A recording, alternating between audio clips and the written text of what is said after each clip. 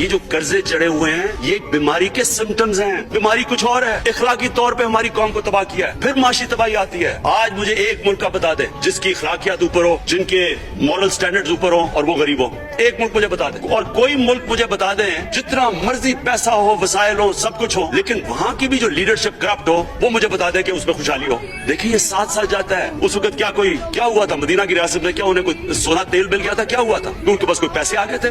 کیسے وہ اوپر اٹھ گئے تھے؟ کوئی انہوں نے قرضے لیے تھے؟ کس طرح اٹھے تھے اوپر؟ دنیا کے عظیم لیڈر نے ان کی اخلاقیات اٹھا دی تھی. صادق اور امین ایک قوم, انہوں نے ہمیں بتایا, ہمیں قرآن میں اللہ حکم کرتا ہے کہ ان کی سنت پہ چلو. اللہ جب ہمیں کہتا ہے ان کی سنت پہ چلو, کیا ہم اللہ کو کوئی فائدہ پہنچا سکتے ہیں؟ ہماری بہتری کے لیے کہتا ہے قرآن شریف میں سب کچھ ہماری بہتری کے لیے. اللہ نے یہ تمہارے لیے بک آف گائیڈنس ہے ہمیشہ کے لیے, اور یہ ہماری بہتری کے لیے ہے. تو وہ جب ہمیں کہتا ہے کہ نبی صلی اللہ علیہ وسلم کے راستے پہ چلو, وہ ہماری بہتری کے لیے کہتا ہے. اور میں جس نے اس عمر میں ساری دنیا دیکھ لیا ہے, اسپیکر صاحب میں آپ کو بتاؤں مجھے تکلیف ہوتی ہے دیکھ کے جب میں یہ مغربی ملکوں میں جاتا ہوں, اسکینڈینیویا میں, سوئٹزرلینڈ میں. آپ وہاں کے اخلاقی سٹینڈرڈز دیکھیں, ان کی مورل سٹینڈنگز دیکھیں, شرم آئے گی آپ کو کہ جو ہمارے ملک میں ہو رہا ہے. یہ جو سینٹ کا الیکشن ہوا, آپ کو افسوس ہوگا کہ ہم وہ کس کی امت ہیں, ہم کس کی امت ہیں, کس کے نام پہ پاکستان کا مطلب کیا, لا الہ الا اللہ, اس پہ یہ ہمارا ملک بنا تھا.